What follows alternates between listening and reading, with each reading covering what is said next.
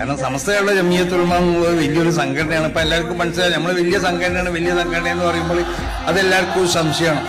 ഇപ്പൊ എല്ലാവർക്കും മനസ്സിലായില്ലേ, സംഘടനന്റെ വലിപ്പം മനസ്സിലായാലും എല്ലാവരും ഇവിടെ കൂടിയതൊക്കെ സമസ്തന്റെ മക്കളാണ്.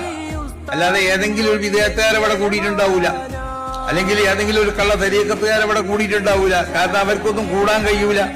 അപ്പൊ സമസ്തയുള്ള ജമിയത്തുൽ ഉലമയുടെ മക്കളാണ് ഇവിടെയൊക്കെ കൂടിയിട്ടുള്ളത്. സമസ്ത വിളിച്ചാൽ മാത്രമല്ല ആളുകൾ വരണം. സമസ്ത ഒരു സ്ഥലത്തേക്ക് പോകണ്ടെന്ന് പറഞ്ഞാലും ജനങ്ങൾ പോകാൻ തയ്യാറല്ല.